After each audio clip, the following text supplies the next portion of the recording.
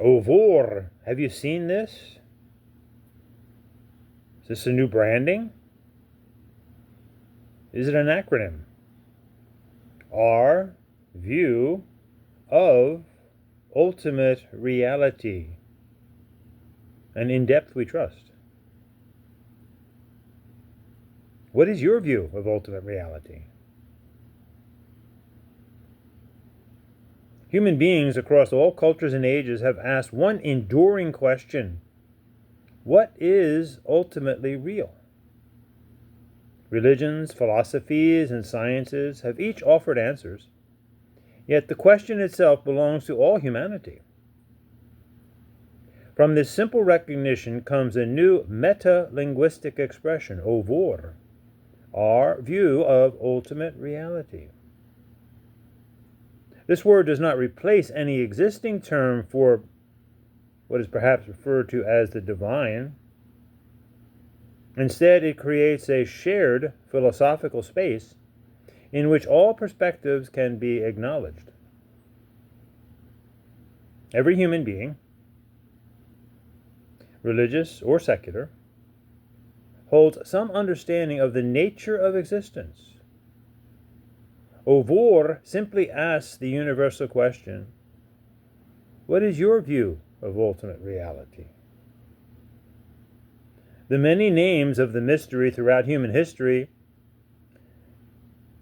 have been used by many words to point to an ultimate reality: God, Allah, Hashem, YHWH, Brahman, Tao, Kami, the Great Spirit, or Wakantanka in several indigenous North American traditions, just to name a few. Long before the English word God appeared, indigenous peoples spoke of the great mystery present in nature and life itself. These words differ, yet each represents humanity's attempt to describe the same profound question: what is the ultimate nature of existence? The Rig Veda expressed this insight thousands of years ago. Ekam sat vipra bahudavedante. There's a unified existence or reality. The wise call it by many names and forms. Of course, English has become the primary language of global exchange in diplomacy, academia, media, and increasingly in religion itself. English frames how humanity discusses its highest questions. At the center of that discourse stands a small but overloaded word: God. 3 letters, 1 syllable. Infinite implication. Yet this word functions less as clarity and more as compression. It compresses entire metaphysical systems into a single noun. When a Jew says God, when a Christian says God, when a Muslim says God, when a Hindu says God, the sound may be identical. The conceptual architecture beneath it, however, is probably not. The English noun does not tell us whether ultimate reality is absolutely indivisible, unity, trinity, incarnate, pure, non-dual, consciousness, a personal creator, impersonal ground of being, masculine, feminine, or beyond gender entirely. Because English defaults to masculine pronouns, the term quietly erodes or encodes theological bias. Our Father, kingdom come. Traditions that articulate ultimate reality as Divine Mother, for example, Shakti, Kali, Durga, Tara, must move into a secondary grammatical category: Goddess. The linguistic hierarchy shapes perception before theology. Language forms imagination long before doctrine is studied. A linguistic reminder: the English word God is relatively recent. It emerged roughly 1,500 years ago from earlier Germanic roots, such as Gudan, which referred broadly to a deity. For most of human history, people contemplated ultimate reality, if you will, without ever even using the word God. Think for a moment that Yeshua, later termed Jesus, never knew the word God. Therefore, literally, one could say, prior to 1500 years ago, God, quote unquote, did not exist. Such a statement is bound to stimulate a discussion. Of course, reality did not begin when language named it. Words are symbolic pointers to something deeper. The child's question, children often reveal philosophical insight with remarkable simplicity. A Jewish child visiting a mosque might ask, Daddy, is that Hashem? A Christian child visiting a Hindu temple may see an image of Shiva, might ask, Daddy, is that Jesus? A Muslim child hearing another call to prayer, to Lono, might ask, is that Allah? The child is not creating division. The child is being logical. The child is simply trying to understand how different words may point toward the same mystery. Children, along with many adults, assume that identical words refer to identical realities. This is how language learning works. If adults do not clarify, the child is left with one of two unstable conclusions. Either it's all exactly the same, or they are using our word incorrectly.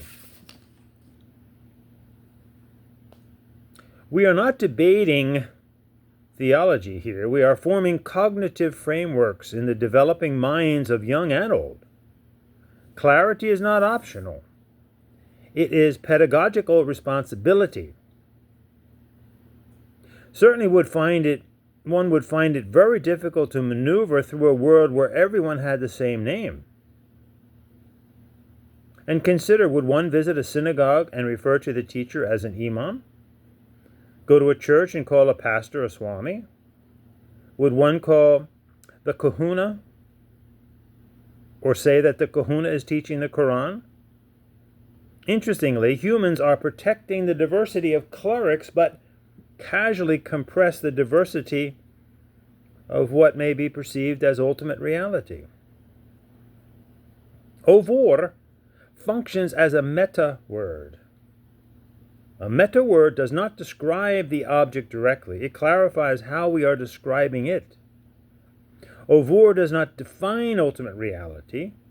It clarifies that what is being presented is a view of ultimate reality. It then allows a parent to say, yes, they believe in ultimate reality, but this is our view of ultimate reality, and theirs is shaped differently. That answer neither dissolves distinction nor generates hostility. It introduces maturity. O.V.O.U.R. preserves conviction. A community may still affirm that its view is true, and it removes linguistic conquest. No one owns the English noun God, one male creator being. It restores conceptual space for the feminine and the gender transcendent. O.V.O.U.R. models intellectual humility for the next generation. This agreement may remain, but clarity replaces confusion. O.V.O.U.R. does not say that all views are equally valid. It says that every theological articulation, including one's own, is expressed through language, history, interpretation, and symbol. The problem was never perhaps ultimate reality itself. The problem was believing that one English syllable could contain it. O.V.O.U.R. also includes those who do not identify at all with religion. A scientist may say ultimate reality is the structure of the cosmos. A philosopher, being or consciousness. A humanist may say reality exists, but meaning is created by human beings. An atheist may say ultimate reality is the natural universe itself. O.V.O.U.R. does not require agreement. It simply recognizes that every human perspective participates in the same inquiry. So why not simply say my view of ultimate reality? If we attempted to compress my view of ultimate reality, the same way we formed O.V.O.U.R, we would obtain M.V.O.U.R, essentially unpronounceable. But shifting from my to R produces a word that flows, O.V.O.U.R. More importantly, no view of reality is ever purely private. Every, quote, my view, unquote, is shaped by language we did not invent. Ideas developed perhaps by earlier thinkers, culture, education, and the long shared conversation of humanity. In this sense, every, quote, my view, unquote, already contains R.